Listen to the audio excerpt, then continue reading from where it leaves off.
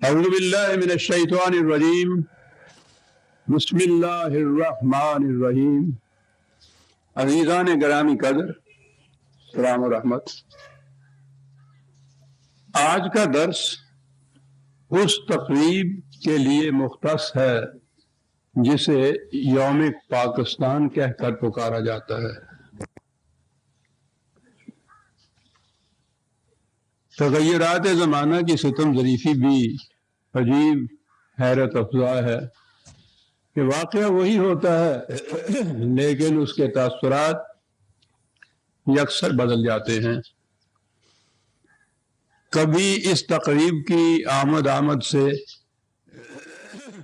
ہمارے احساسات کی دنیا کا یہ عالم ہو جاتا تھا کہ پھر نظر میں پھول مہکے، دل میں پھر شمع جلی، پھر تصور نے لیا اس بزم میں جانے کا نام. 23 مارچ 1940 جس جگہ اب مینار پاکستان استادہ ہے، وہاں مسلم لیگ کے سالانہ اجلاس کا شاہانہ پنڈال. اس پنڈال کے باہر طلوع اسلام کا شامیانہ جو سیاسی مذاکرات کا مرکز تھا. ذوق و شوق کی ایک نئی دنیا، جوش و خروش کا ایک نیا عالم.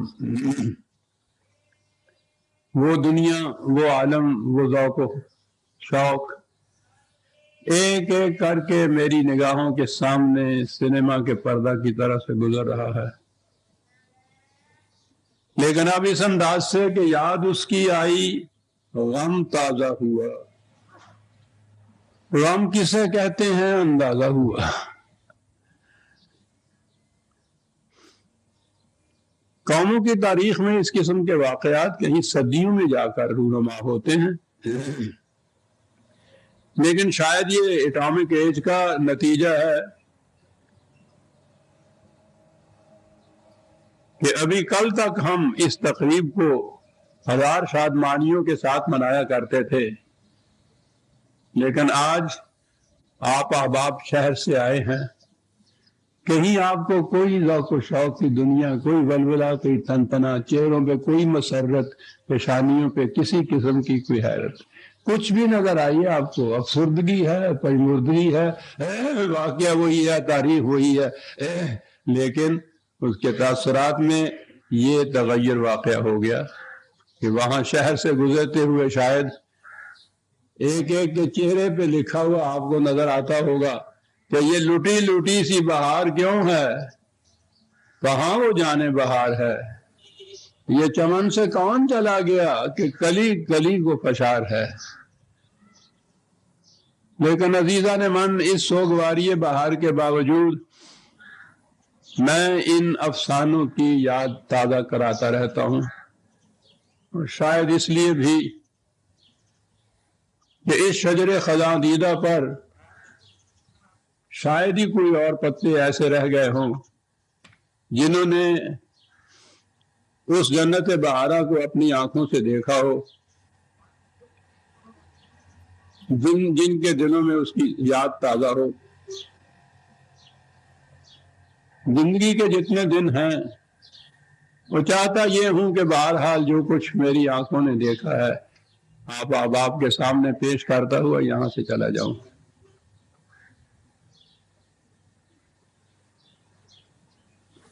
لیکن میں اس داستان کا آغاز 1940 سے نہیں کیا کرتا، اس سے 70-80 برس پیچھے سے جا کے کیا کرتا ہوں، جب ایوان پاکستان کی بنیاد کی سب سے پہلی اینٹ رکھی گئی. اور وہ داستان کچھ اس طرح سے ہے کہ استعارے کے انداز میں یوں سمجھیے کہ کہتے ہیں کہ جب سیمرغ کو اس کا اندازہ ہوتا ہے کہ اس کے زندگی کے دن تھوڑے رہ گئے ہیں تو وہ اپنے گرد تن کے جمع کر کے ایک آشیانہ بناتا ہے، پھر دیپک کا راگ الاپتا ہے جس سے اس کے پروں سے شعلے نکلنے لگ جاتے ہیں، ان شعلوں سے اس کا آشیانہ بھی راکھ کا ڈھیر ہو جاتا ہے، وہ خود بھی بھسم ہو جاتا ہے، لیکن اسی راکھ پر پھر بارش کا ایک چھینٹا پڑتا ہے تو اس میں سے ایک نیا سیمرغ نمودار ہو جاتا ہے۔ جن قوموں میں زندگی کی کوئی رمق باقی ہوتی ہے ان کی کیفیت بھی یہ ہوتی ہے۔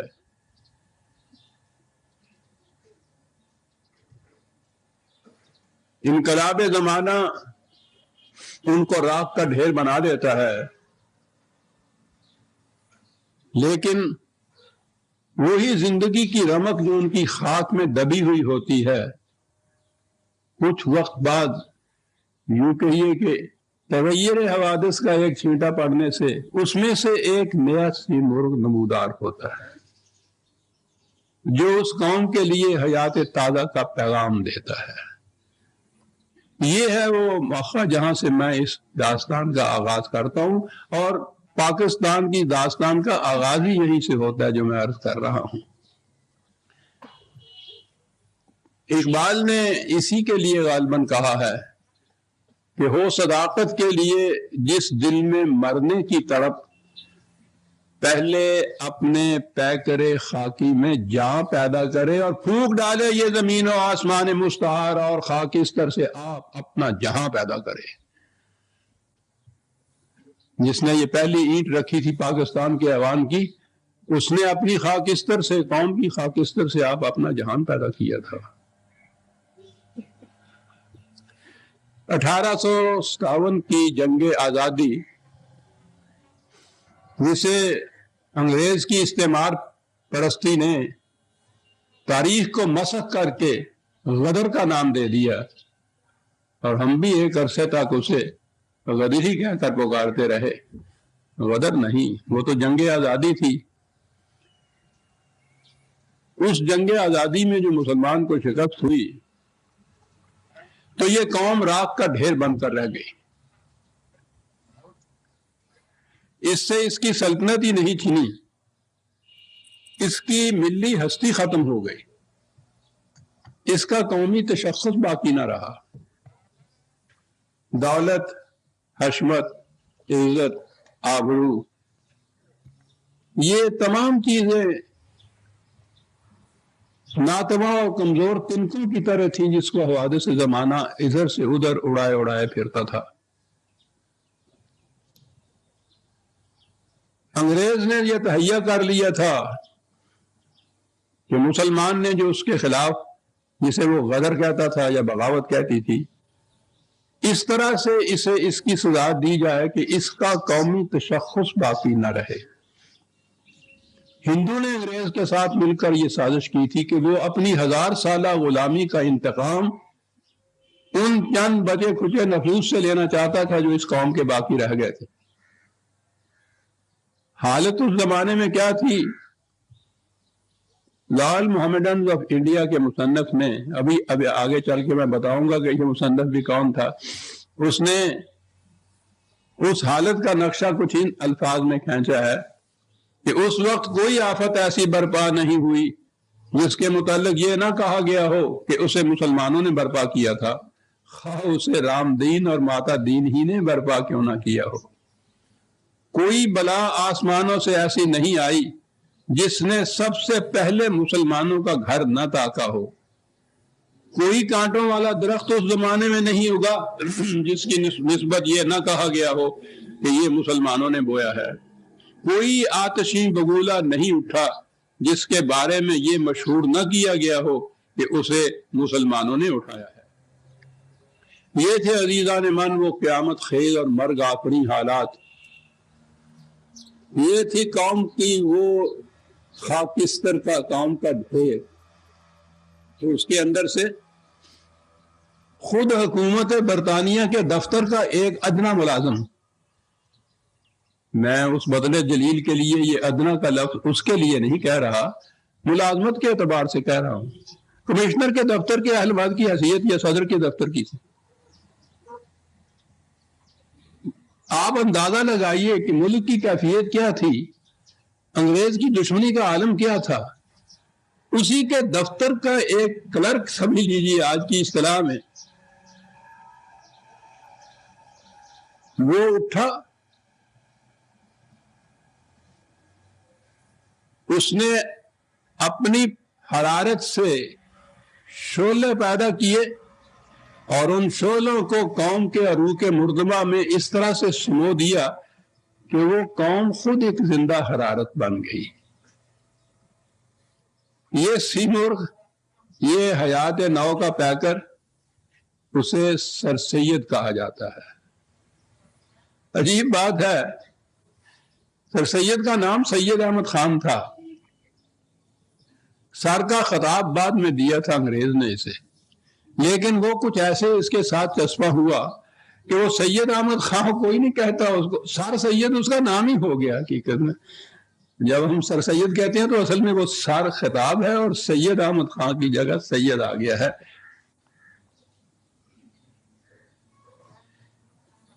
جو میں نے ابھی یہ کہا ہے نا کہ وہ لائل محمدنز آف انڈیا کے مصنف نے اس زمانے کا نقشہ ان الفاظ میں کھینچا تو وہ سر سید ہی کا تھا۔ انہوں نے ہی یہ پھر بعد میں کہا تھا کہ میں اس وقت ہرگز یہ نہیں سمجھتا تھا کہ قوم پھر پنپ سکے گی اور سر نو عزت پانے کے قابل ہو جائے گی۔ آپ یقین کیجئے کہ اس غم نے مجھے بڈھا کر دیا اور میرے بال سفید ہو گئے۔ انگریز کے وحشیانہ استبداد کا یہ عالم تھا کہ جس شخص کے متعلق ذرا سا بھی شبہ ہو گیا کہ اس نے اس جنگ آزادی میں کسی نوعیت سے بھی کوئی حصہ لیا تھا یا اس کی تائید کی تھی یا اسے مدد ہم پہنچائی تھی، بغیر مزید تحقیق کے کسی مقدمہ چلائے بغیر فوراً حوالہ دار و رسن کر دیتا تھا۔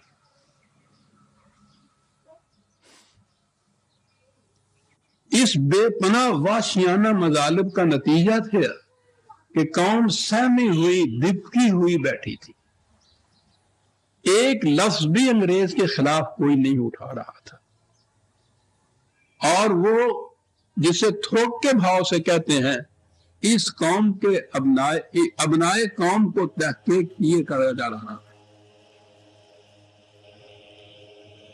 آپ سوچئے کہ ایسے عالم میں اس وحشت گردی، اس ہلاکت انگیزی کے خلاف جہاں ایک لفظ کہنا بھی خود مجرم بننا تھا، اس شخص نے، جبکہ ان کی حیثیت ابھی کسی لیڈر کی بھی نہیں تھی، اسباب بغاوت ہند کا رسالہ لکھا، اور اس رسالے کی کیفیت یہ تھی کہ مسٹر بیڈن فارن سیکرٹری تھا اس زمانے کا، اس نے یہ کہا تھا اس رسالے کے متعلق کہ اس شخص نے نہایت باغیانہ مضمون لکھا ہے، اس سے حسب ضابطہ فوراً بات پرس کی جائے اور اگر کوئی معقول جواب نہ دے سکے تو سخت سزا دی جائے۔ لیکن وہ رسالہ اپنا کام کر گیا۔ ہندوستان کا ایک اخبار تھا ہوم نیوز، اس نے اس پہ تبصرہ کرتے ہوئے لکھا تھا کہ سید احمد خان نے انتہائی دلیری سے اپنی رائے کا اظہار کیا ہے، اور یہ بات محتاج بیان نہیں کہ اس کی اس جرأت مندانہ رائے نے حکومت کے طبقے کو بے حد متاثر کیا ہے، اور اس ایک رسالے کا یہ اثر تھا کہ وہ ساری دارو گیر، وہ وحشیانہ مظالم، وہ ہلاکت انگیزیاں، وہ اس کے بعد ختم ہو گئی۔ صداقت، جرأت، خلوص، دیانت، یہ چیزیں ساتھ ہوں تو پھر ایک فرد اور اس حیثیت کا وہ فرد اور اس کی ایک آواز انگلستان کے ایوانات تک جا کے پہنچی اور انگریز کی پالیسی کو بدل دیا اس نے، قوم اس سے تو بچ گئی۔ لیکن انگریز کے ہاتھ میں اس کے علاوہ ایک اور حربہ بھی تھا۔ اس جنگ آزادی سے پہلے پنجاب اور سندھ میں جہاد کے نام سے ایک تحریک اٹھی تھی جس کے قائد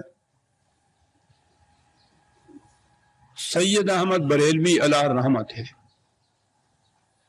آپ نے سنا ہوگا ان کا نام اور شاہ اسماعیل شہید علیہ الرحمہ کا نام.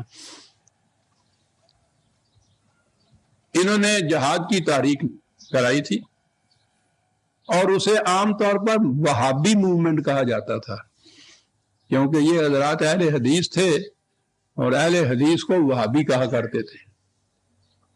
تو وہابی موومنٹ انگریز کے اعصاب پہ اس قدر سوار تھی، جہاد کا ہوا اس قدر انہیں ڈراتا تھا کہ وہ بغاوت ہند کے عواقب میں اتنے مظالم اس نے نہیں کیے جتنے اس وہابی تحریک کے انجام میں یہ کیے. کوئی شہر، کوئی قریہ، کوئی بستی، کوئی سڑک ایسی نہیں تھی کہ جس پر درختوں میں ان وہابیوں کی لاشیں تڑپتی پھڑکتی نظر نہ آتی. جس کے متعلق کسی نے کہہ دیا کہ یہ وہابی ہے، وہیں پاس والے درخت کے ساتھ اس کو لٹکا دی. دہشت و سراسیمگی کا جو عالم ہو سکتا ہے آپ اندازہ لگا لیجیے. اس میں سر سید کا خون کھول رہا تھا.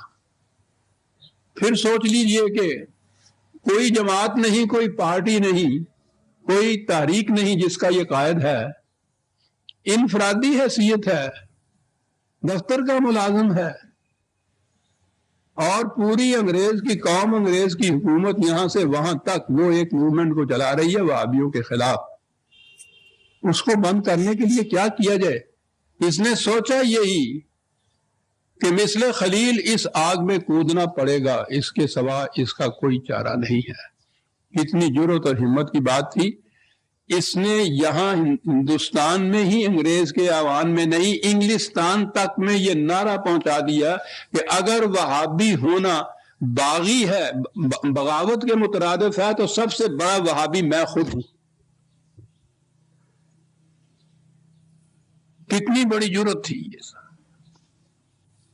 لیکن معلوم نہیں کہ اس فرد کے یقین کامل اور ایمان محکم میں کیا اثر تھا کہ انگریز ہاتھ نہیں ڈال سکا. نہ صرف یہ کہ اتنا ہی، اگر اتنا نہیں کرنا تھا کہ اس کا سر قلم کر دیتا تو وہ کالے پانی تو بھیج سکتا تھا. کتنے تھے ان میں سے بڑے بڑے ابنائے قوم ہمارے جن کو اس نے کالے پانی بھیجا تھا، اور کالے پانی میں جو صعوبات اور جو مشکلات کا سامنا کرنا پڑتا تھا اس کے تصور سے آدمی رونگٹے کھڑے ہو جاتے ہیں. لیکن ایسا نہیں ہوا، اور وہابیوں کے خلاف جو انگریز کی دشمنی تھی وہ بھی اس سے ختم ہو گئی.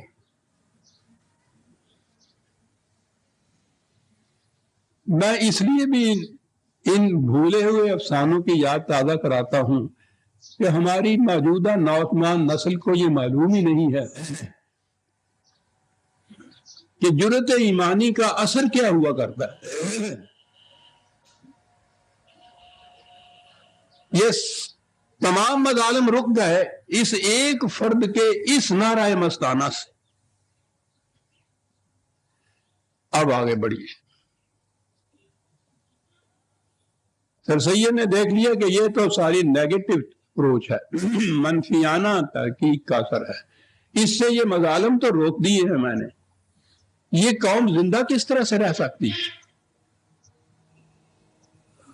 ہندو نے اس راز کو پا لیا تھا کہ انگریز نے اب یہاں حکومت کرنی ہے. اس نے یہ راز بھی پا لیا تھا کہ دنیا بہت پھیلی ہوئی ہے، اس کے ساتھ روابط کا رکھنا بھی ضروری ہے.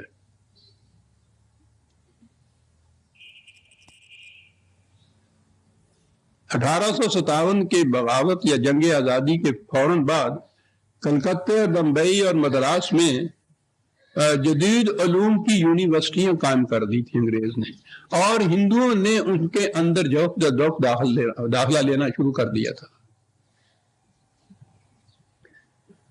سر سید کی نگاہ دور رس سے بھانپ رہی تھی کہ یہ کیا ہونے والا ہے. اسے معلوم تھا کہ یہاں کے ایوانات حکومت میں دخل اندازی کی ایک ہی شکل ہے کہ یہ زبان سیکھی جائے اور ان علوم پہ دسترس حاصل کی جائے. ہندو پہل کر گیا اس کے اندر اس زمانے میں، اور یہی نہیں کہ مسلمان نے خود ان کے اندر داخلہ لینا چاہا، مسلمانوں کے علماء کرام نے فتویٰ صادر کر دیا کہ انگریزی پڑھنا حرام ہے۔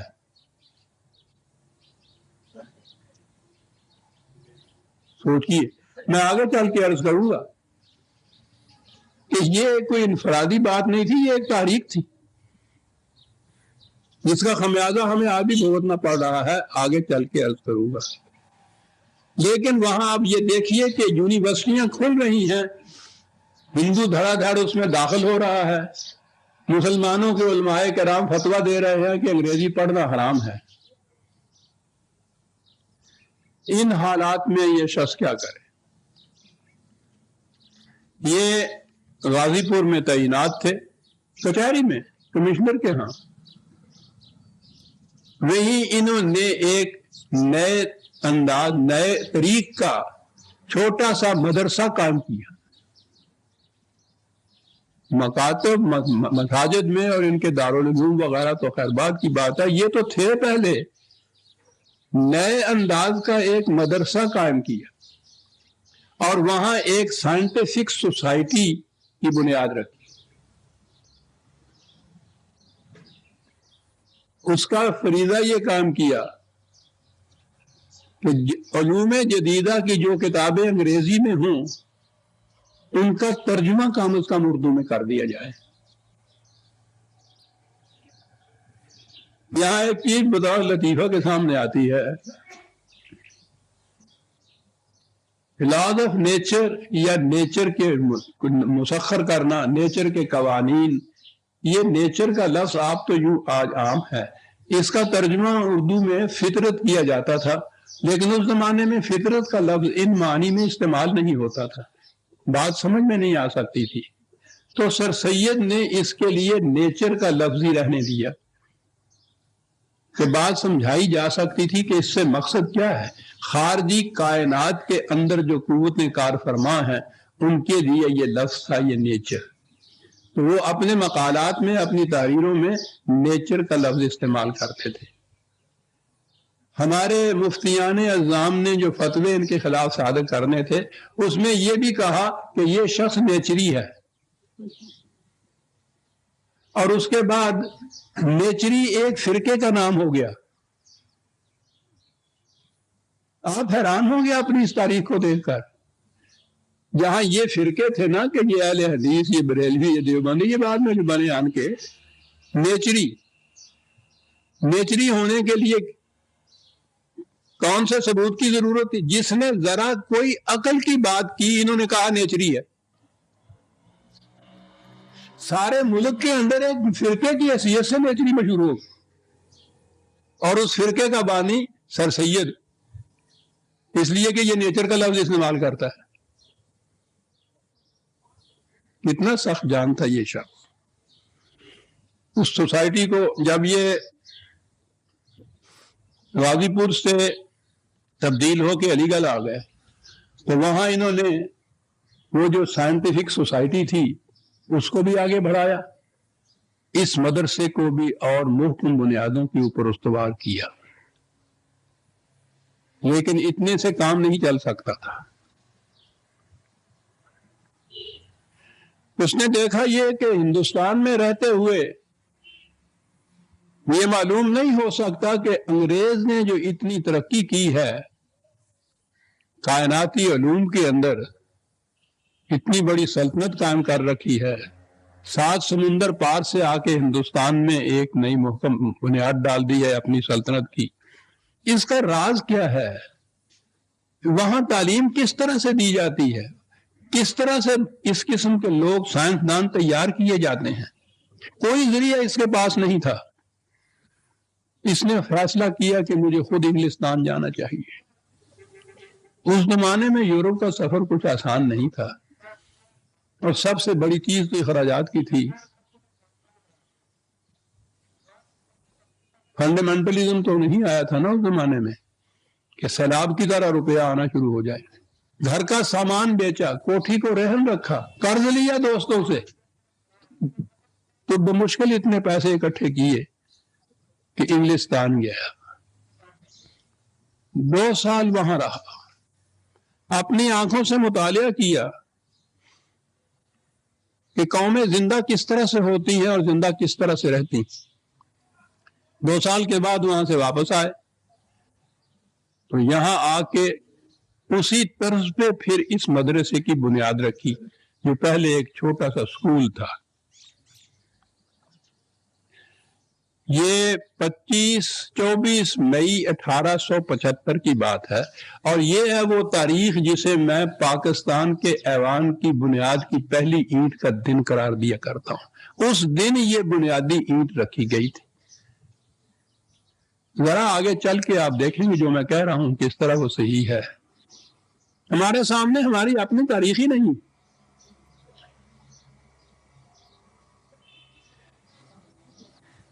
اس مدرسے کی ابتدا کس قسم کی قسم پرسی کے عالم میں ہوئی تھی اس کا اندازہ اس سے لگائیے کہ جب یہ تعلیم شروع ہوئی ہے تو طلباء کی تعداد 7 تھی، 7 اسٹوڈنٹ تھے۔ اسکول کا ماہوار بجٹ قریباً 900 روپے تھا اور پہلے ہیڈ ماسٹر کی تنخواہ 40 روپے تھی۔ یہاں سے یہ ابتدا ہوئی اس کی۔ سر سید نے اس کے بعد کس انداز سے اس کے لیے چندہ اکٹھا کیا وہ ذرا بات آگے آتی ہے، لیکن اس مرد مجاہد کی صحیح مسلسل کا نتیجہ یہ تھا کہ 12 ہی برس کے بعد یہ ننھا سا چھوٹا سا مدرسہ کالج بن گیا۔ اس زمانے میں ملک میں قریب 850 ہندو گریجویٹ تھے اور صرف مسلمان 20 گریجویٹ تھے۔ کالج کے قیام کے 20 سال کے عرصے میں ملک میں 126 مسلمان گریجویٹ تھے اور 174 انڈر گریجویٹ۔ اس کالج نے اتنا ہی نہیں کیا کہ اپنے ہاں اس قسم کے علوم مغرب کے ماہر طلباء تیار کیے، اساتذہ تیار کیے، بلکہ وہ جو ان علوم اور مسلمانوں کے درمیان فتووں کی دیوار حائل تھی اس دیوار کو توڑ دیا اس شخص نے۔ نتیجہ اس کا یہ کہ اس کے بعد امرتسر، کراچی، حیدرآباد، بہاولپور وغیرہ میں مسلمانوں کے سکول کھلنے شروع ہو گئے اور آہستہ آہستہ مسلمانوں کے بچوں نے ان علوم کے اندر دسترس حاصل کرنا شروع کر دی۔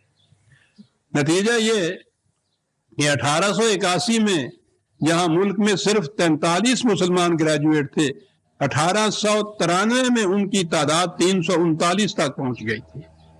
1998 میں صرف الہ آباد اور پنجاب میں ان کی تعداد 185 تھی۔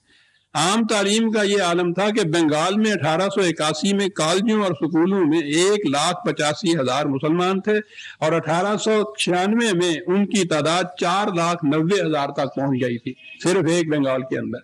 ایک فرد ہے یہ جو کچھ کر رہا ہے۔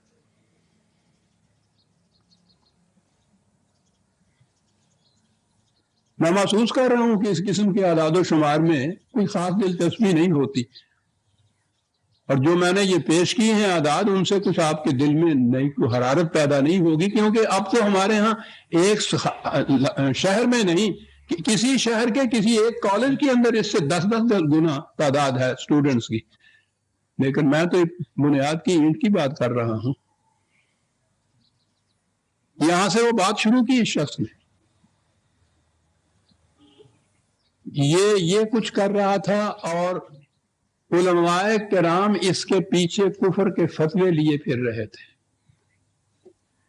انگریزی پڑھنا حرام ہے، پہلا فتویٰ یہ تھا۔ تو جب اس نے مدرسے کی بنیاد رکھی ہے تو ایک مولوی صاحب نے فتویٰ صادر کر دیا کہ جو لوگ مدرسۃ العلوم قائم کرنا چاہتے ہیں وہ در حقیقت مسلمان نہیں، اور جب مسلمان وہ نہیں رہتے تو بیویوں پہ تو طلاق فوراً پڑتی ہے نا، وہ نزلہ تو عزائے ضعیفہ پہ گرتا ہے نا جا کر۔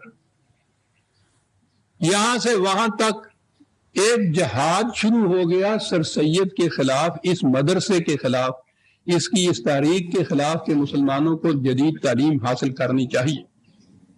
ایک مفتی صاحب تھے مولوی کریم اللہ، انہوں نے فتویٰ دے دیا کہ ایسے ناپاک مدرسے کا نام مدرسہ رکھنا اور محلے تعلیم و تحصیل سمجھنا آدمیت سے نکلنا ہے اور زمرہ حیوانیت میں داخل ہونا ہے، بالکل عاطل، بلکہ صرف کرنا مال کا ایسے محل میں، زبان میں آپ دیکھتے ہیں نا جن کی ہوتی ہے، موجب کندہ ہونا جہنم، اور ایسے بے محل میں مسائی ہونا ہیما اور حطب بننا لازم، الحاصل معاونت ایسے غارتی ایمان اور مال کی اور للہ سمجھنا اپنے مال کا خیال خام ہے، نئے یوں سمجھو کہ اپنے ہاتھ سے جہنم میں مکان تعمیر کرنا ہے۔ یہ فتوے اس کے خلاف لگ رہے تھے۔ فرنگی محل لکھنؤ مرکز تھا اس زمانے میں اس مولویت کا، وہاں کے ایک مولانا صاحب آگے بڑھے اور انہوں نے کہا کہ یہ شخص مخرب دین اور ابلیس لعین کے وسوسے سے صورت اسلام میں تخریب دین محمدی کی فکر کر رہا ہے۔ جب یہاں کے فتووں سے جی نہ بھرا تو دوڑے مکہ معظمہ پہنچے، وہاں سے جا کے ایک فتویٰ لایا جس میں لکھا تھا کہ یہ شخص ضال اور مضل ہے، بلکہ ابلیس لعین کا خلیفہ ہے، اس کا فتنہ یہود و نصارہ کے فتنے سے بھی بڑھ کر ہے، خدا اس کو سمجھے۔ یہ مکہ معظمے کا تھا تو انہوں نے کہا کہ نہیں، اس سے بھی کام نہیں چلا، مدینہ منورہ پہنچے، وہاں سے جا کے فتویٰ حاصل کیا کہ یہ شخص یا تو ملحد ہے یا شرع سے کفر کی جانب مائل ہو گیا ہے، پس اگر اس شخص نے گرفتاری سے قبل توبہ کر لی اور ان گمراہیوں سے رجوع کر لیا تو قتل نہ کیا جائے، ورنہ اس کا قتل واجب ہے دین کی حفاظت کے لیے، اگر اس کا مدرسہ بن جائے تو اس کا منحل کرنا واجب ہے۔ سارے ملک میں یہ تحریک چلائی جا رہی تھی، اس ایک فرد کی اس تحریک کے خلاف کہ مسلمان بچوں کو علوم جدیدہ کی دسترس ان کو حاصل ہونی چاہیے، اس کے لیے یہ کچھ کر رہا تھا۔ سر سید اپنے اس مدرسے کے لیے، اپنے اس کالج کے لیے سارے ملک میں جھولی پھیلائے پھر رہا تھا، ایک ایک پیسہ چندہ کا اکٹھا کر رہا تھا سب، اور یہ جس جگہ یہ جاتا تھا وہاں اس کے پیچھے یہ ان کا ٹولہ پہنچا تھا، لوگوں کو برگشتہ کرتا تھا، جلسوں میں فساد ڈالتا تھا، کسی مقام پہ اس کو عزت سے نکلنے نہیں دیتا تھا۔ ان کفر کے فتووں کے جواب میں سر سید نے کسی کو نہ گالی دی نہ تان کیا، لیکن جو کچھ کہا ہے میں سمجھتا ہوں کہ وہ ہمیشہ کے لیے نہایت مسقط جواب ہے اس قسم کے فتووں کا۔ وہیں سے بات بھی یہ بات پیدا چلتی ہے کہ یہ فتوے کیوں دے رہے تھے، کیا اختلاف تھا سر سید کے خلاف۔ اس نے لکھا یہ کہ ہم کو ملحد، زندیق اور لا مذہب کہنا کچھ تعجب نہیں۔ یہ فکر غور سے سنیے گا عزیزان من، اس لیے کہ ہماری قوم نے خدائے ذوالجلال کے سوا باپ دادا کے رسم و رواج کو اور اپنے قدیمی چال چلن کو دوسرا خدا بنا رکھا ہے۔ اور فرما رہے ہیں، اور پیغمبر آخر الزمان محمد رسول اللہ صلی اللہ علیہ وسلم کے سوا اور بہت سے پیغمبر پیدا کیے، کتاب اللہ کے سوا انسانوں کی بنی ہوئی بہت سی کتابوں کو قرآن بنا رکھا ہے، اور ہم اس جھوٹے خدا، فرضی پیغمبروں اور جعلی قرآنوں کو ایسا ہی برباد کرنے والے ہیں جیسے ہمارے جد امجد ابراہیم علیہ السلام اپنے باپ آذر کے بت توڑنے والے تھے۔ ہم سچے خدائے ذوالجلال اور سچے پیغمبر محمد رسول اللہ کی نبوت صلی اللہ علیہ وسلم اور سچی کتاب اللہ کی اطاعت دنیا میں قائم کرنا چاہتے ہیں، پھر وہ لوگ ہم کو ملحد و زندیق و لامذہب کیوں نہ کہیں؟ ایسا نہ کہیں تو اور کیا کہیں اور کیا سمجھیں، کیونکہ ہم ان کے خداؤں اور پیغمبروں اور قرآنوں کو نہیں مانتے۔ بڑی دور کی بات ہے یہ جو اسلام کے نام سے جو مذہب چلا آ رہا تھا، اس میں خدا کا نام تو محض رقم رہ چکا ہوا تھا۔ اندادم من دون اللہ قرآن نے جسے کہا ہے، اور خدا بنا رکھے ہوئے تھے۔ نبوت محمدی صلی اللہ علیہ وسلم محض جذبات کی روح سے تھی، ورنہ اس میں الفاظ بدلے ہوئے تھے۔ حقیقت میں جیسا سر سید نے کہا ہے 20 اور پیغمبر بنا رکھے تھے۔ کتاب اللہ صرف کہ از یاسین او آساں بمیری، مرتے وقت یاسین سنانے کے لیے رہ گیا ہوا تھا یا شبینوں کے لیے رہ گیا ہوا تھا۔ مسلمان کی عملی زندگی میں اس کا کوئی عمل دخل نہیں تھا۔ سر سید ان چیزوں کے خلاف آواز اٹھا رہا تھا اور اس کے لیے ایک قوم تیار کر رہا تھا۔ وہ اپنے خلاف جو فتوے صادر اس کے ہوتے تھے اس کے متعلق تو کوئی اتنا متاثر نہیں ہوتا تھا، لیکن جب یہ اس چندے کی مہم کے خلاف یہ لوگ اٹھتے تھے تو اس سے اس کو بڑا دکھ ہوتا تھا۔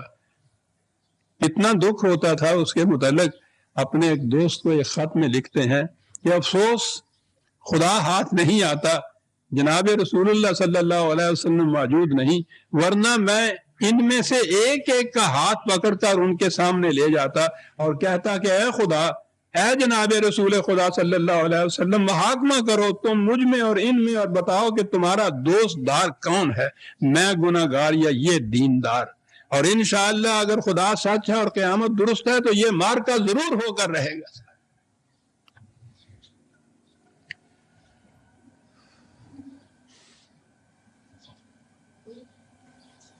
ان حضرات کے جواب میں وہ کیا کہتا تھا؟ لاہور میں وہ آیا، یہاں آ کے ایک بہت بڑا عظیم جلسہ تھا، اس میں تقریر کرنی تھی کالج فنڈ کے لیے۔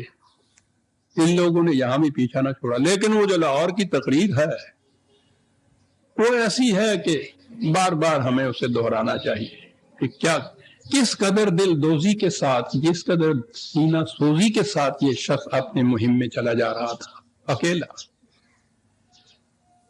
اس عظیم اجتماع سے خطاب کرتے ہوئے اس نے یہ کہا کہ اے بزرگان پنجاب، میں فرض کرتا ہوں کہ میں بد عقیدہ ہوں، مگر میں آپ سے پوچھتا ہوں کہ اگر ایک کافر و مرتد آپ کی دولت سراب بنانے میں، جس میں آپ آرام فرماتے ہیں اور آپ کے بچے پرورش پاتے ہیں، آپ کے لیے مسجد بنانے میں جس میں آپ خدائے واحد ذوالجلال کا نام پکارتے ہیں، چوڑے چمار کلی کافر بت پرست اور بد عقیدہ سبھی مزدوری کرتے ہیں، مگر آپ نہ کبھی اس دولت خانے کے دشمن ہوتے ہیں، نہ کبھی اس مسجد کے منہدم کرنے پر آمادہ ہوتے ہیں، پس آپ مجھ کو بھی اس مدرسہ العلوم کے قائم کرنے میں ایک کلی، ایک چوڑے، ایک چمار کی مانند تصور کیجیے اور میری محنت اور مشقت سے اپنے لیے گھر بننے دیجیے، اور اس وجہ سے کہ اس کا بنانے والا یا اس میں مزدوری کرنے والا ایک کلی چمار ہے، اپنے گھر کو مت ڈھائیے۔ کیا آپ صاحب مجھ بدبخت نامہ سیاہ کی شامت اعمال سے اپنی قوم کو اور ان کی اولاد کو نسلاً بعد نسلاً دبونا اور خراب و خستہ حالت میں ڈالنا چاہتے ہیں؟ اگر آپ صاحب میری حالت کو بدتر جانتے ہو تو اس سے عبرت پکڑو، لیکن برائے خدا اپنی قوم کی، اپنی اولاد کی بھلائی اور بہتری کی تو فکر کرو۔ حالی نے اس جلسے کا حال رقم کرتے ہوئے لکھا ہے کہ سر سید کے منہ سے یہ الفاظ نکل رہے تھے اور سامعین پر سبتے کا عالم طاری تھا۔ کوئی مسلمان ایسا نہ تھا جو زار و قطار نہ رو رہا ہو اور جو اپنی بساط سے زیادہ چندہ دینے پر آمادہ نہ ہو رہا ہو۔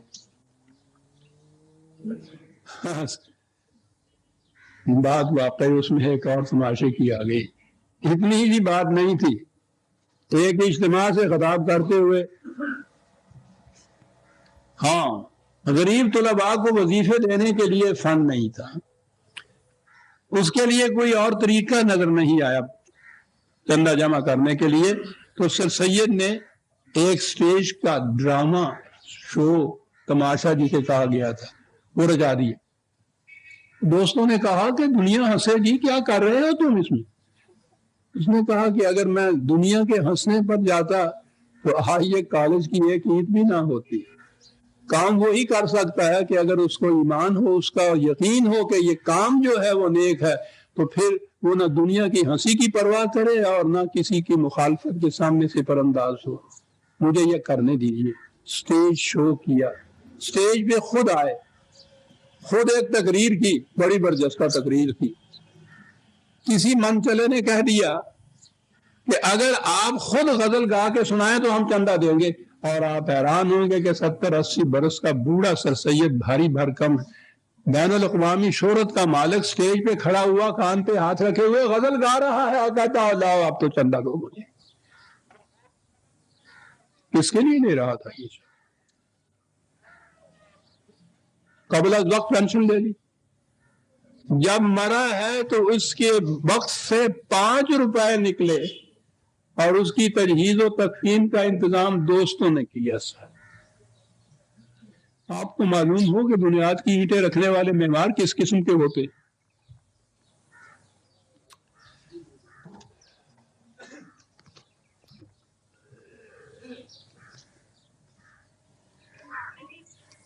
یہ چیز مکینیکلی نہیں ہو رہی تھی۔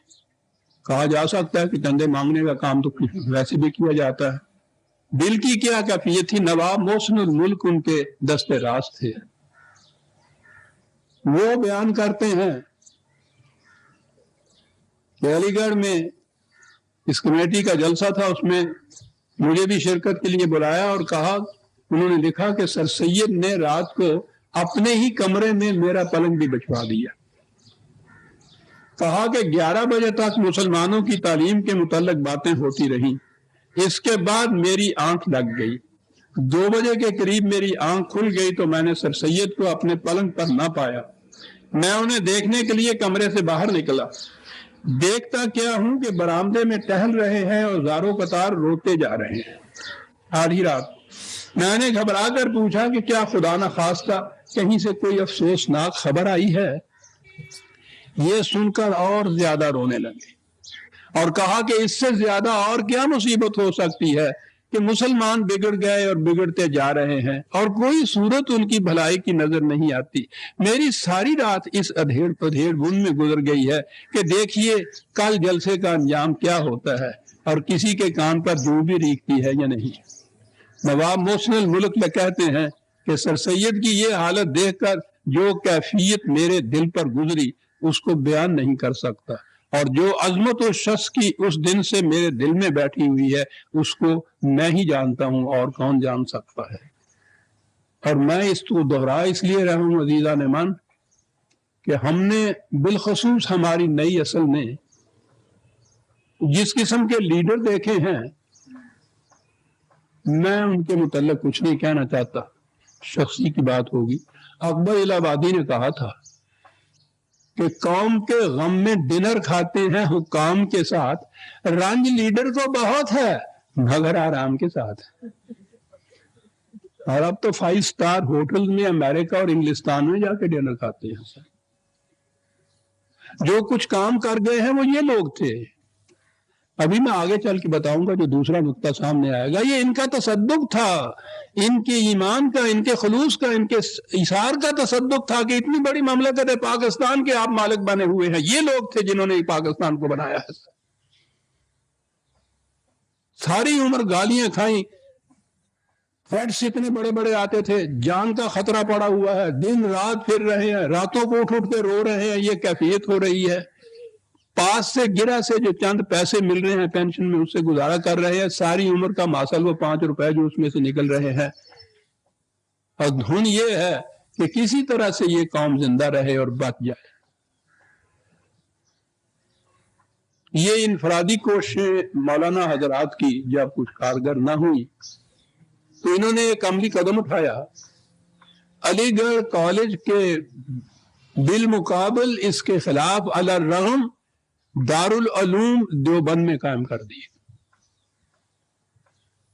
بہت کم نگاہیں ادھر گئی تھی۔ علامہ اقبال نے اس چیز کو بھانپا اور اپنے ہاں وہ کہا اس نے کہ علامہ اقبال کے یہ الفاظ ہیں کہ دیوبند انگریزی شاہنشیت کی غیر اخلاق، دیوبند انگریزی شاہنشاہیت کی غیر ارادی تخلیق ہے۔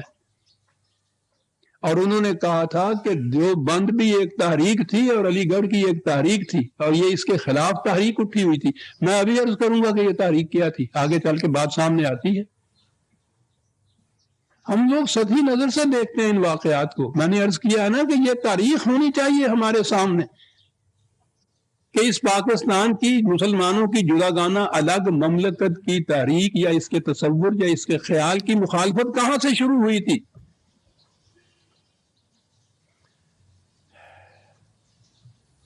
جو پروپیگنڈا کیا جاتا تھا وہ یہ کہ اس کالج سے جو نوجوان لڑکے نکلیں گے ملحد بے دین، وہ کرسٹان کا لفظ تو آپ نے سنا ہوگا، یہ بس جس نے ہیٹ پہن لیا کرسٹان اور ملحد اور بے دین ہو گیا.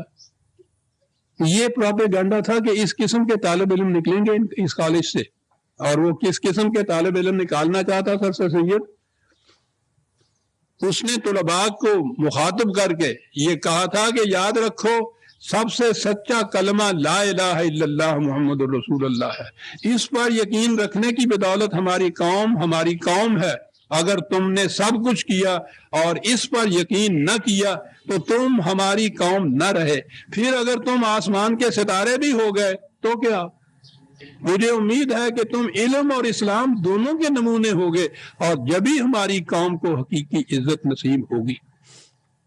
سر سید کی اس تربیت کا نتیجہ کیا تھا؟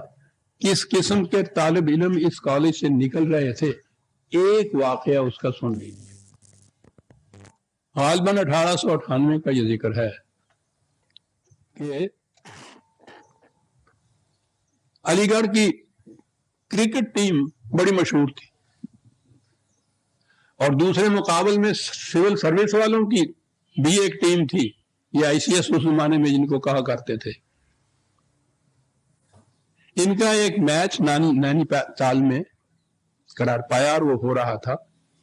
اتفاق سے جمعے کا دن تھا اور سول سروس ٹیم کھیل رہی تھی، علی گڑھ کی ٹیم کھلا رہی تھی. اس کے شعراء آفاق باؤلر اشفاق بالنگ کر رہے تھے. ایک مرتبہ جو اشفاق نے گیند پھینکنے کے لیے ہاتھ اٹھایا کہ ادھر سے جمعے کی اذان کی آواز کان میں آئی. اس کا ہاتھ اٹھے کا اٹھا رہ گیا، اس نے گیند نہیں پھینکا، زمین پہ پھینک دیا، کہا کہ اب نہیں کھیلا جا سکتا، جمعے کی آواز ہو گئی. جیسا یہ تھے وہ ملحد اور بے دین اور کرسٹان جو اس کالج سے نکل رہے تھے اور علماء حضرات ان پر کفر کے فتوے لگا رہے تھے. اور مجھے اس کے بعد دوسرا گوشہ سامنے لانا ہے. اس کے متعلق آگے چل کے میں عرض کروں گا کہ یہ تحریک کیا تھی، یہ فتوے کیوں تھے، یہ مخالفت کس لیے تھی. لیکن دوسرا گوشہ جہاں سر سید کی فراست نے اس سے بھی زیادہ ایک خطرے کو بھانپا تھا. حالی نے بھارت کے متعلق کہا ہے کہ وہ اکال الامم ہے، قوموں کو کھا جانے والی. ہندوستان کی تاریخ آپ دیکھیے، زمانہ قبل از تاریخ سے ہی ہندوستان میں باہر سے 20 قومیں آئیں.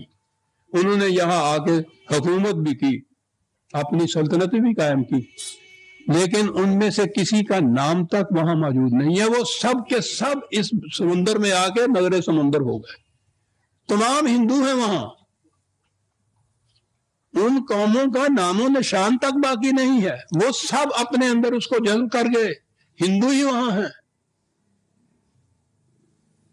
مسلمان ایک ایسی سخت ہڈی تھی کہ وہ اس کے حلق میں پھنسی رہی، یہ اس میں ہضم نہیں ہو سکے.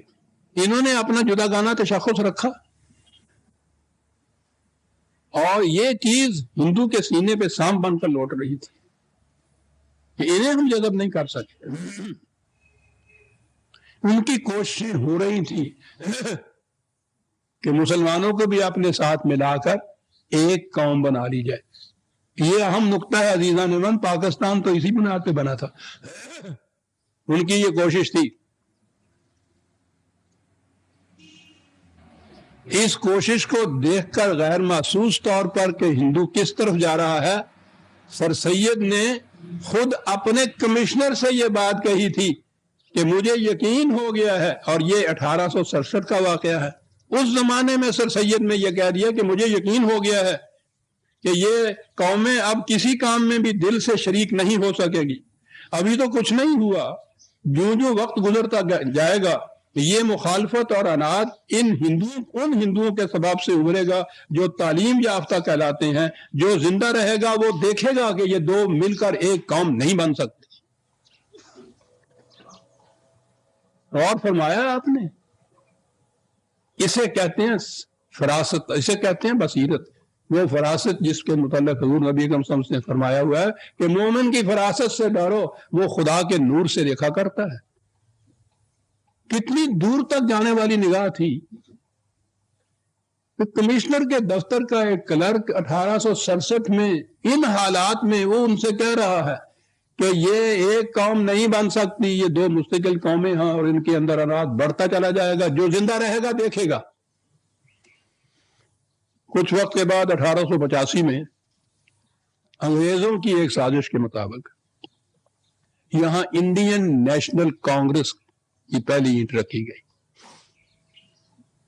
ہندو تمام کے تمام اس کے اندر تھے. انگریز کی اس کو تقویت اور امداد حاصل تھی. دعوت تھی انڈین نیشنل. غور فرمائیے کون تھا اور جو اس چیز کو بھانپ لیتا. سر سید نے کہا کہ یہ انڈین کے ساتھ نیشن کا لفظ اور اس میں یہ ہندو مسلمان سارے، یہ تو مسلمان کی الگ نیشنلٹی کو ختم کرنے کی چیز ہے. اکیلی آواز تھی سارے ہندوستان میں مسلمانوں کے لیے کہ خدا کے لیے اس میں داخل نہ ہو جانا، تمہارا تشخص ختم ہو جائے گا. یہ انڈین نیشن بنا رہے ہیں. یہ ایسی دور نہیں گئی. پہلے ہی مخالفت کم نہیں تھی، اس کے بعد تو آپ سوچ لیجیے جس قدر مخالفت ہوئی. لیکن وہ برابر اس آواز کو بلند کیے چلا جا رہا تھا. 1898 میں ان کی موت ہوئی ہے اور اسی آواز کا اثر تھا کہ 1906 میں مسلم لیگ وجود میں آ گئی. یہ سر سید ہی کی اس فراست اور دور نگی کا اثر تھا، ورنہ کسی کے ذہن میں بھی نہیں تھا کہ مسلمان الگ قومی تشخص قائم رکھے گا اور انڈین نیشنل کے مقابلے میں اس کی جدا گانا کوئی اور قومیت کا ادارہ بھی بن سکے گا. 1906 میں مسلم لیگ کی بنیاد رکھی گئی.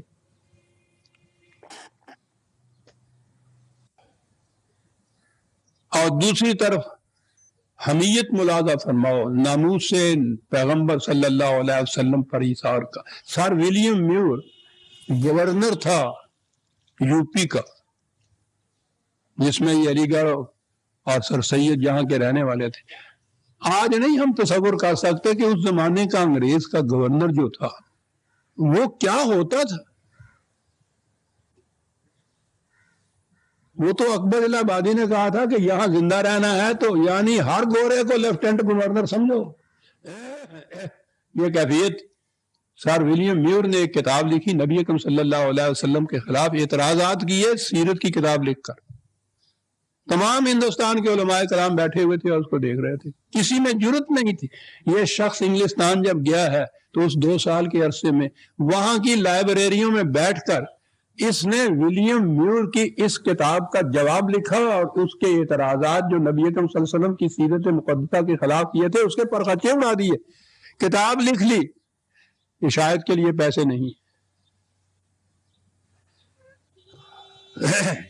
وہاں سے اس نے یہ لکھا تھا سر سید کو کہ میرے گھر کا سامان بیچ دو، کھانے پینے کے برتن بیچ دو، میرے لیے قرض دے دو، دوستوں سے بھیک مانگ کے مجھے دے دو، خدا کے لیے 3000 روپیہ مجھے دے دو، مجھے یہ کتاب چھپوانی ہے تاکہ ناموس پیغمبر کی حفاظت میں کر سکوں. اور الفاظ یہ تھے کہ چاہے میں محتاج فقیر بھیک مانگنے کے قابل ہو جاؤں مگر کتاب ضرور چھپواؤں گا تاکہ جب قیامت کے دن میرا نام پکارا جائے تو خدا فرمائے کہ سید احمد کو بلاؤ جو اپنے نانا کے نام پر فقیر ہو گیا تھا. شریزان من لیڈر انہیں کہتے ہیں، مومن انہیں کہتے ہیں. انہی کا تصدق ہے کہ قومیں پھر زندہ ہو جاتی ہیں. ناموس پیغمبر کا احساس بھی یعنی یہ سر سید ہے. اس کے متعلق آج بھی ان حضرات کے ماتھے پہ شگن پڑ جاتے ہیں جب اس کا نام لیا جاتا ہے. یہ تھا سر سید. آپ فرمائیے. بہت اچھا. 2 نقطے سر سید کے ہمارے سامنے آئے. اس نے یہ کہا کہ مسلمانوں کو علوم جدیدہ ضرور حاصل کرنے چاہیے، انگریزی کی تعلیم حاصل کرنا چاہیے. دنیا میں زندہ قوم کی حیثیت سے رہنے کے لیے یہ اشد ضروری ہے اور اس کے لیے عملاً یہ کچھ کیا جو میں نے ابھی آپ کے سامنے عرض کیا ہے.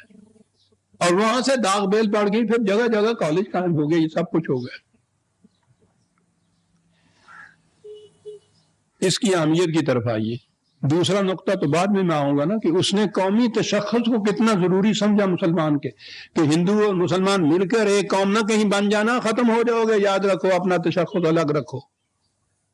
اسی بنیاد کے اوپر یہ پاکستان آپ کے یہاں بنا تھا. انگریزی کے متعلق آپ سوچئے، یہ اتنا بڑا بحر زخار جسے مسلمانوں کی ممالک کہا جاتا ہے، وہ مراکش سے لے کے انڈونیشیا تک، درمیان سے پاکستان کو چھوڑ دیجئے، یہ ساری جتنی بھی یہ عرب مملکتیں اور یہ ساری کی ساری، اس سے پیشتر ان کی کیفیت یہ تھی، اس لیے کہ سر سید کی آواز پہ لبیک نہیں کہا تھا. یو این او کی اسمبلی کے اندر یہ سارے کے سارے ان کے نمائندے گنگے بن کے بیٹھے رہتے تھے، انگریزی نہیں آتی تھی، معلوم ہی نہیں تھا کہ یہ قومیں کیا کر رہی ہیں ہمارے خلاف، ہمیں کیا کرنا چاہیے ان کی مدافعت کے لیے. ایک ایک ڈرافٹ لکھوانے کے لیے ایک ایک دروازے پہ دستخط دیتے پھرتے تھے. پاکستان بننے کے بعد پاکستان کے نمائندے انہی ایوانات میں جب پہنچے 6 گھنٹے تک انہوں نے تقریریں وہاں کی، لوہا منوا لیا ساری دنیا کے اندر کہ ہے ایک دن زندہ قوم دنیا میں. کس کے صدقے میں؟ سر سید کی اس پہلی اینڈ کے صدقے میں. انگلستان کے ایوانات میں گول میز کانفرنس وغیرہ، لٹریچر اس قدر انگریزی زبان کے اندر، یہاں جو اس صدی کے شروع سے لے کے اس وقت تک یہ جو اتنا بڑا محاذ قائم کر رکھا ہے مسلمان نے، ہندو کے خلاف بھی، انگریز کے خلاف بھی، دنیا کی اقوام کے خلاف بھی، بنیادی طور پر اس میں وہ سر سید کی فراست کام کر رہی ہے کہ اس نے ان سے کہا کہ علوم جدیدہ حاصل کرو تو زندہ رہو گے صاحب. یہ اس کی وجہ سے تھا. پاکستان وجود میں آ گیا اس بنا پر کہ یہ قوم زندہ قوموں کے زمرے میں شامل ہونے کے قابل ہو گئی تھی، دنیا کی قوموں کا مقابلہ کرنے کے قابل ہو گئی تھی، ورنہ یہ بھی بالکل گنگے بن کے بیٹھے رہتے. سوچئے کہ اگر سر سید کہیں ان حضرات کے فتووں کے سامنے سپر انداز ہو جاتا اور اپنی تاریخ کو چھوڑ دیتا تو نہ اقبال ہوتا، نہ جناح ہوتا، نہ اٹامک انیج میں آپ کا ریسرچ سینٹر ہوتا، نہ پاکستان ہوتا، نہ اس کا وجود ہوتا، کچھ نہ ہوتا اگر سر سید کی یہ اینٹ نہ رکھی جاتی تو. اور یہ مخالفت جو تھی، جو تحریک کہا ہے، یہ تحریک کی حیثیت تھی. پاکستان موومنٹ کی سب سے بڑی مخالفت جو ہوئی ہے، انگریز کو چھوڑیے اس نے تو کرنی تھی، ہندو کو چھوڑیے اس نے بھی کرنی تھی، یہ مسلمانوں کے نیشنلسٹ علماء جنہیں کہتے ہیں، سب سے زیادہ مخالفت ان حضرات کی طرف سے ہوئی تھی. اور یہ وہ حضرات سے جو دیوبند دارالعلوم سے متعلق تھے بیشتر.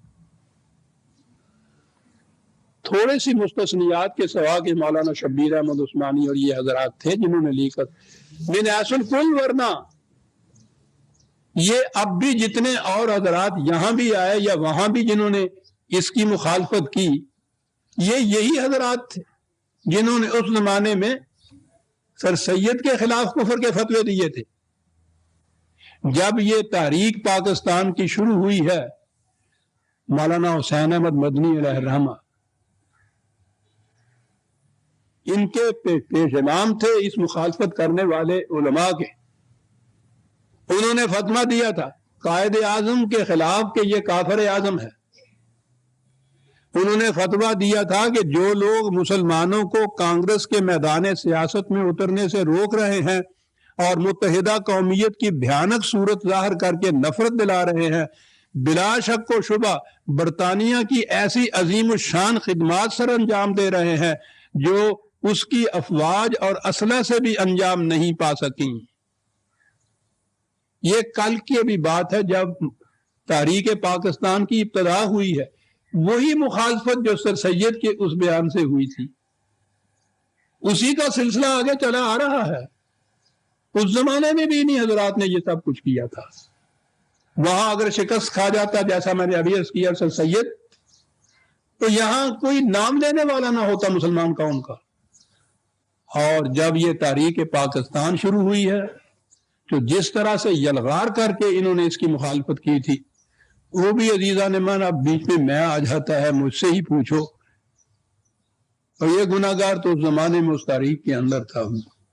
10 سال تک قائد اعظم علیہ الرحمہ کی رفاقت میں اپنی بساط کے متعلق کچھ خدمت انجام دی۔ مجھے معلوم ہے کہ انہوں نے کس کس حربے سے اس کی مخالفت کی۔ پہلا فتویٰ تو آپ دیکھ رہے ہیں، علامہ اقبال کا نام لے کر انہوں نے یہ کہا تھا کہ غرضے کے جادوگران برطانیہ نے اپنی ساحرانہ کارگزاریوں سے سر سید جیسے تجربہ کار عقل مند شخص کو نہ صرف متحدہ قومیت سے بلکہ پالیٹکس اور آئین جدوجہد سے بھی روکا، اور اس کے ذریعے مسلمانوں کو ہمیشہ سیاست سے الگ رکھوا کر بالکل ناملد اور ڈرپوک بنا دیا۔ پھر اگر ڈاکٹر اقبال اس سحر سے مسحور ہیں تو کیا تعجب ہے؟ اقبال کے خلاف، جناح کے خلاف، مسلم لیگ کے خلاف، تحریک پاکستان کے خلاف، یہ ساری آوازیں وہاں سے اٹھ رہی ہیں، وہیں سے جہاں سے سر سید کے خلاف آوازیں اٹھی تھی، کفر کے فتوے لگے تھے، ان کے خلاف بھی یہ کفر کے فتوے لگ رہے ہیں۔ سر سید کے مقابلے میں بھی انہیں شکست ہوئی، پاکستان کی تحریک میں بھی انہوں نے آخر تک مخالفت کر کے دیکھی، شکست ہوئی، پاکستان وجود میں آ گیا۔ دعا فرمائیے گا۔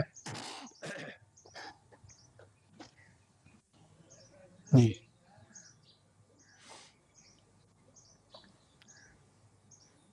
علامہ اقبال نے پاکستان کا تصور دیا تھا تو سر سید کے متعلق انہوں نے یہ کہا تھا کہ سر سید نے خوب سمجھ لیا تھا کہ ہندوستان کا سیاسی مسئلہ کیا ہے۔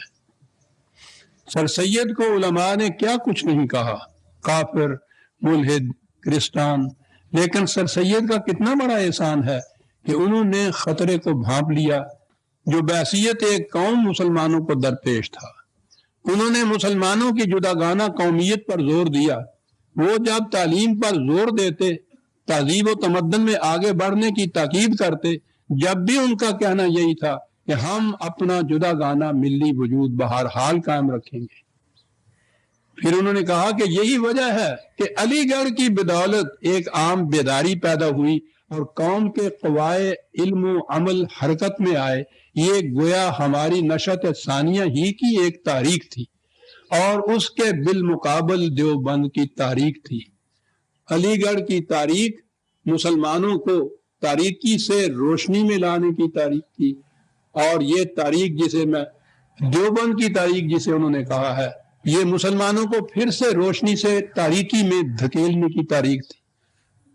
1000 سال ازمنہ وسطیٰ کے حالات کے اندر مسلمانوں کو لے جانے کی تاریخ تھی، زمانے کے ساتھ نہ چلنے کے قابل بنانے کی تاریخ تھی، دنیا میں ان کو بہرے اور گونگے بنا کر رکھنے کی تاریخ تھی۔ یہ تو ایک اتفاقی بات ہے کہ ان مسلم ممالک میں سے وہ زر سیال جو ہے وہ ابھل کے نکل رہا ہے، اور اس کی وجہ سے یہ دنیا کے اندر زندہ ہے، ورنہ جہاں تک علوم کا تعلق ہے وہ ایک سوئی بنانے کے بھی قابل نہیں ہے اب تک۔ اب آہستہ آہستہ کہیں جا کر ان کو بھی اس کے متعلق احساس ہوا ہے، لیکن سر سید کے صدقے میں تو ہندوستان کی محکوم مسلمانوں کی قوم، جن کے پاس نہ دولت، نہ حشمت، نہ قومیت، نہ قوت، کچھ بھی نہیں تھا، یہ سر سید کے اس صدقے میں کہ اس نے ان میں اس علوم جدیدہ کی تحصیل کا ذوق پیدا کر دیا اور اس کے لیے کچھ ذرائع موجود کر دیے، اور مسلمانوں کے جداگانہ تشخص کا ان کو علم دیا۔ یہ تھی وہ چیز کہ اس زمانے میں بھی جب یہ ابھی محکوم تھے انگریز کے اور ہندو کے بھی، انہوں نے جداگانہ تشخص قائم رکھا اور دنیا میں دوسری قوموں کے ہمدوش چلنے کے قابل بھی ہو گئے۔ تحریک پاکستان کے زمانے میں وہی مخالفت پھر اور آئی، وہی کفر کے فتوے، تحریک کے خلاف ان علماء کی طرف سے کیا چیز پیش ہوتی، یہ کہ ہندو اور مسلمان مل کر جو ایک قوم بننا ہے، یہ اسلام کے خلاف نہیں ہے۔ علامہ اقبال اور مولانا حسین احمد مدنی علیہ الرحمہ کے درمیان آخری دنوں کے اندر جو ایک خط و خطابت ہوئی تھی، بیانات ہوئے تھے، یوں کہ یہ خط و خطابت نہیں تھی، مارکا دین و وطن جس کا نام رکھا تھا علامہ اقبال نے، وہ یہ چیز تھی. وہ یہ کہتے تھے کہ مسلمان اور ہندو ہندوستان کے اس جغرافیائی حدود کے اندر رہنے والے تمام مذاہب کے لوگ سارے مل کر ایک قوم بنتے ہیں. اقبال اور تحریک پاکستان وہ یہ کہتے تھے کہ مسلمان اپنے ایمان کے اشتراک کی بنیاد پر باقی ساری دنیا سے الگ قوم ہے ایک. یہ تھی وجہ نزاع دونوں میں. آج بھی مولانا مدنی کا وہ بیان جو ہے پیمفلیٹ کی شکل میں شائع کیا. میں ایک چیز عرض کر دوں، عام طور پہ کہا جاتا ہے کہ حضرت علامہ کی زندگی میں یہ جو آپس میں وہ بیان ایک دوسرے کے خلاف ہوئے تھے، تو مولانا مدنی نے مراجعت کر لی تھی، یعنی انہوں نے پلٹ گئے تھے، واپس لے لیا تھا اپنے اس بیان کے جو کہا تھا کہ قومیں اوطان سے بنا کرتی ہیں، اور علامہ اقبال نے بھی اس کو ایکسیپٹ کر لیا تھا. یہ چیز یہ کہہ دیتے ہیں لوگ اور آگے نہیں بڑھتے. یہ چیز تھی، انہوں نے یہ کیا تھا. آپ یہ سن کر حیران ہوں گے کہ علامہ اقبال کی وفات کے 6 مہینے کے بعد مولانا مدنی نے ایک ضخیم پیمفلیٹ شائع کیا تھا جس میں یہ پھر کہا تھا کہ اقبال غلط کہتا تھا، میں ہی صحیح کہتا تھا. تو پیمفلیٹ موجود تھا، اس کا جواب اس گنہگار نے دیا تھا، وہ بھی موجود ہے. وجہ نزاع یہ تھی قومیت کا مدار کس چیز پہ ہے. اور اگلی چیز یہ تھی کہ یہ جو خطہ زمین حاصل ہم کر رہے ہیں مملکت بنانے کے لیے، اس سے مقصود کیا ہے؟ مولانا مدنی نے ہی یہ کہا تھا کہ جب ہندوستان کے رہنے والے ہندو وہ بھی انگریز کو نکالنے کے لیے کوشش کر رہے ہیں، اور آپ مسلم لیگ والے بھی یہ کہتے ہیں کہ انگریز کو نکالنا ہے، تو پھر دونوں کا مقصد متحد ہے، مشترک ہے، تو ہمارے ساتھ مل کے کیوں نہیں آپ یہ جد و جہد کرتے؟ تو علامہ اقبال نے اس میں یہ جواب دیا تھا کہ ہندوستان سے انگریز کو نکالنا بے شک ہمارا فریضہ ہے، اس کے بغیر تو ہم اپنی مملکت قائم نہیں کر سکتے، لیکن ہندو کا اور ہمارا جو اشتراک ہے وہ صرف اس حد تک ہے. بات آگے چلے گی کہ یہ منفی یا لا کا حصہ کاہے کے لیے ہے. انگریز کو نکالنے کے بعد ہندو کی سیاست یہ ہے کہ ہندوستان میں جمہوری قاعدے کے مطابق ایک مملکت قائم کی جائے جس میں مسلمانوں کو صرف شخصی امور جو ہے مذہب کے اس کی آزادی ہوگی، باقی سارے امور جتنے بھی ہے جمہوریت کے مطابق طے ہوں گے جس میں ہندو کا پلڑا بھاری ہوگا. ہم جو کوشش کر رہے ہیں تو انگریز کو نکالنے کے بعد اس خطہ زمین میں خدا کی کتاب کے مطابق حکومت قائم کرنے کے لیے کر رہے ہیں. یہ ہے تم میں اور ہم میں فرق، اور یہ ہے وہ فرق جس میں مفاہمت نہیں ہو سکتی، کمپرومائز نہیں ہو سکتا کسی کے ساتھ بھی، حتیٰ کہ آپ لوگوں کے ساتھ بھی نہیں. کیونکہ مولانا مدنی نے اور ان علماء حضرات نے یہ کہا تھا کہ ایسی جمہوری حکومت جس میں ہندو، مسلمان، سکھ، عیسائی سب شامل ہوں، حاصل کرنے کے لیے سب کو متفقہ کوشش کرنی چاہیے. ایسی مشترکہ آزادی اسلام کے اصول کے عین مطابق ہے. وہ یہ کہتے تھے.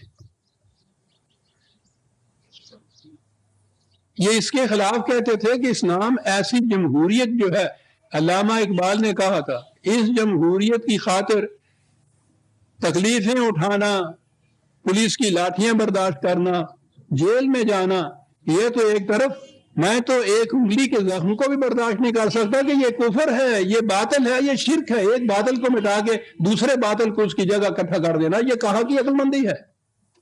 لیکن وہ آخر تک اس کی مخالفت کرتے رہے. آپ کو معلوم ہے کہ یہ مخالفت کرنے کے لیے یہ اٹھ کے کیسے چلے گئے تھے؟ قائد اعظم نے یہاں آ کر پہلا الیکشن بورڈ قائم کیا تھا. اس الیکشن بورڈ کے ممبر یہ حضرات بھی تھے جمعیت العلماء والے، مولانا مدنی، مفتی کفایت اللہ، مولانا احمد سعید مرحوم وغیرہ سب یہ ان کے ساتھ تھے. پہلی میٹنگ جب الیکشن کے بورڈ کی ہوئی ہے جس میں یہ لوگ تھے، تو انہوں نے یہ مطالبہ کیا تھا کہ ہمیں 50,000 روپیہ دیا جائے تاکہ ہم اس کے پروپیگنڈے میں صرف کریں. تو قائد اعظم نے کہا تھا کہ آپ حضرات کو معلوم ہے کہ اس وقت ہم اٹھے ہیں، ایک پیسہ بھی لیگ کے فنڈ میں موجود نہیں ہے تو 50,000 روپے ہم کیسے دیں؟ کام کیجئے، یہ چیز جو ہے قوم دیکھ لے ہم کیا کرنا چاہتے ہیں، تو اس کے بعد پھر دیکھیں گے۔ تو اس وقت تو ہمارے پاس نہیں ہے۔ انہوں نے اس بورڈ سے استعفے دے دیے اور کانگریس میں جا کے شامل ہو گئے،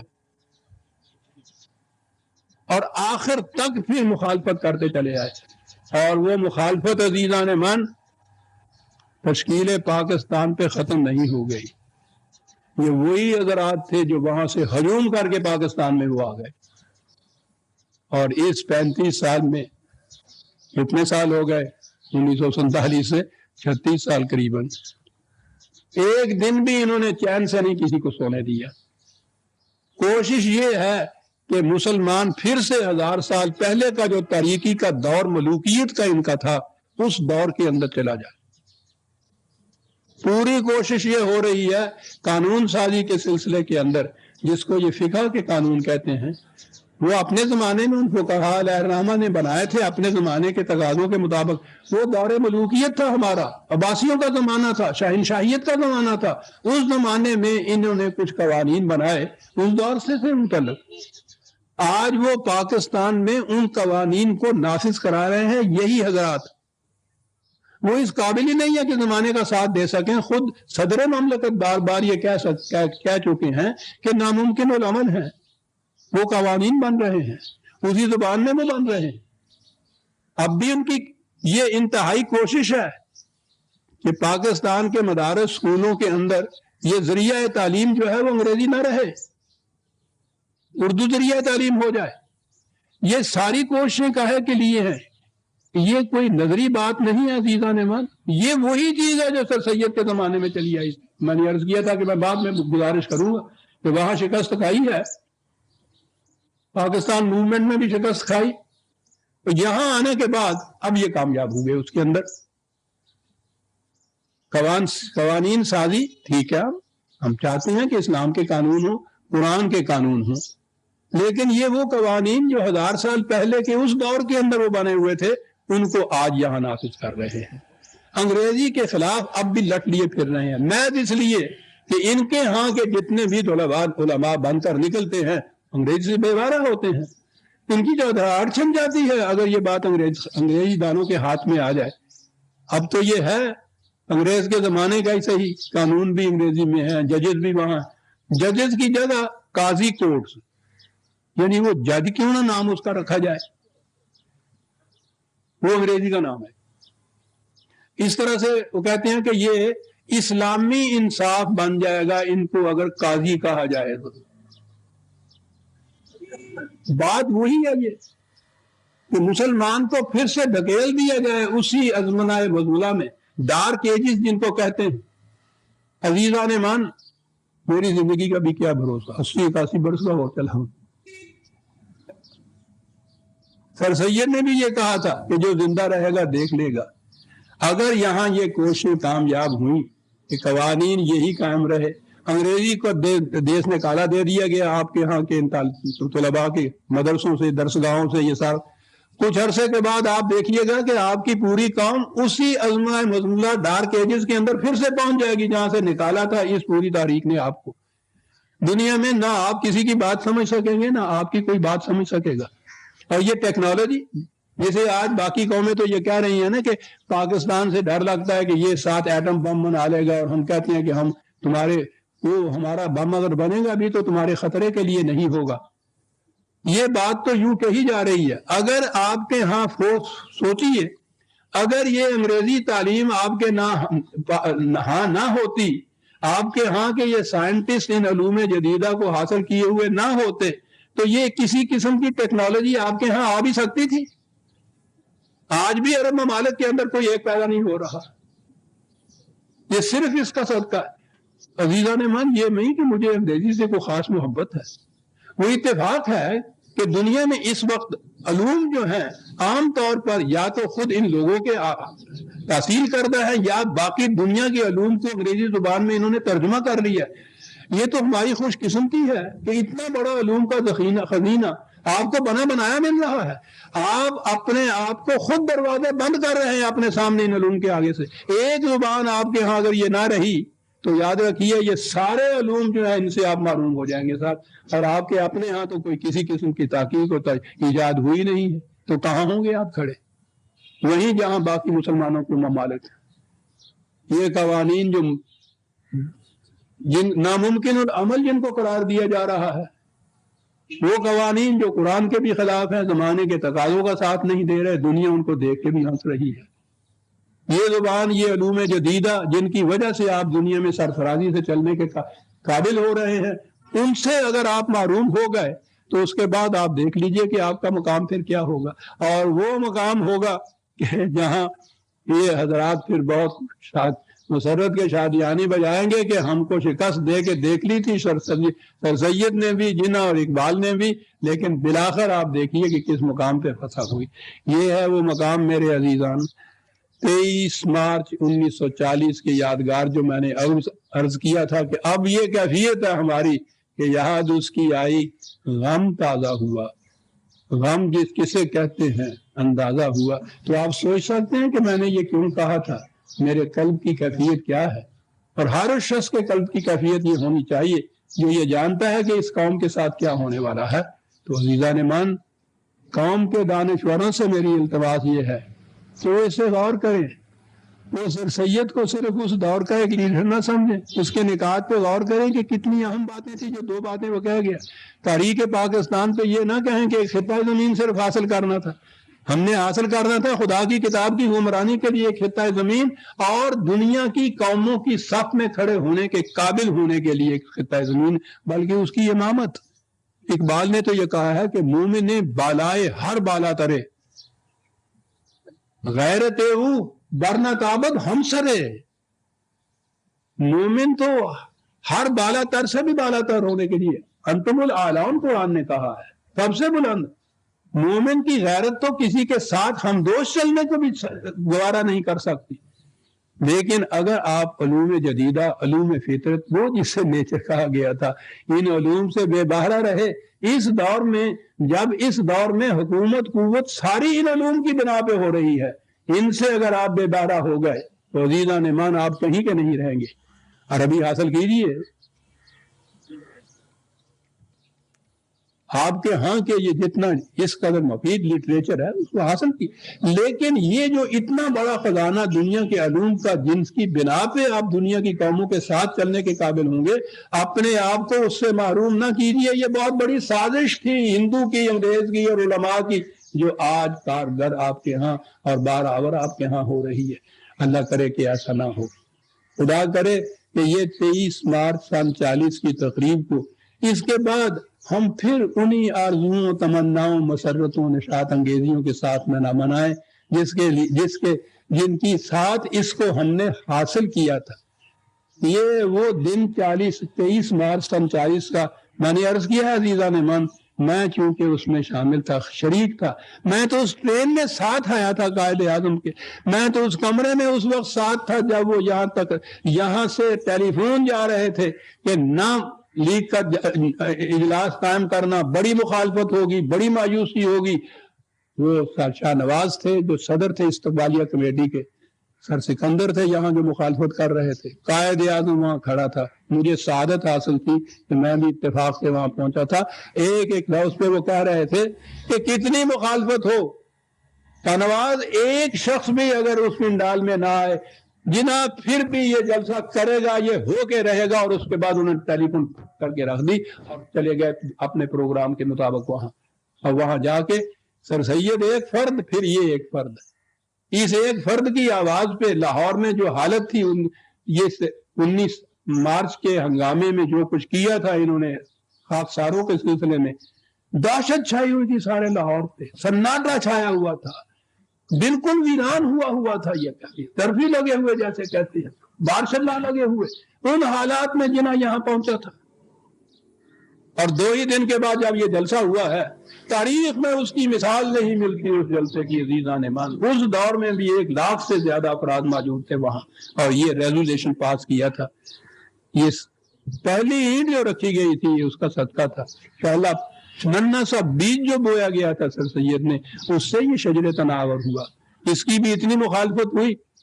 جناح اقبال تو اس کے بعد چلے گئے تھے، جنہوں نے اور اس کے ہمنواؤں نے اس مخالفت سے مرعوب نہیں ہوئے اور آگے بڑھتے چلے گئے. اور اس میں پھر وہی بات ہے، اس انگریزی زبان کا اور علوم جدیدہ کا بڑا حصہ تھا جو جس کی وجہ سے انہوں نے جا کے انگلستان تک میں اس کا مقابلہ کیا سب، ورنہ ہندو ہمیں کھا گیا تھا، انگریز ہمیں پیٹ گیا تھا، یہ سب کچھ. آج اس کو ریپیٹ نہ ہونے دیجیے عزیزان مان.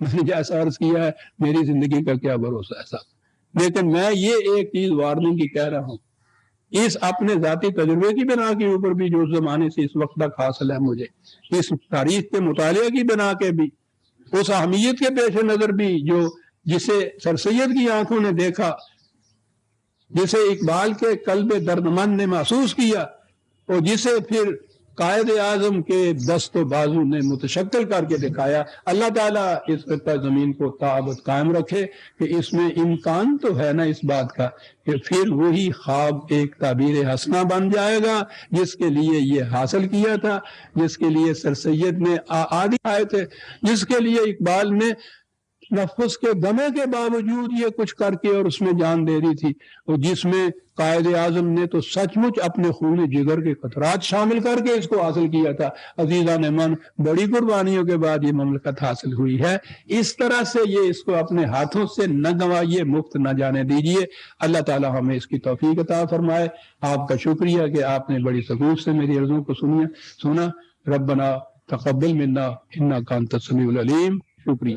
اس خطاب کا پیمفلٹ بس اسٹال پہ آ گیا ہے، کسی صاحب کو ضرورت ہو تو وہ لے سکتا ہے.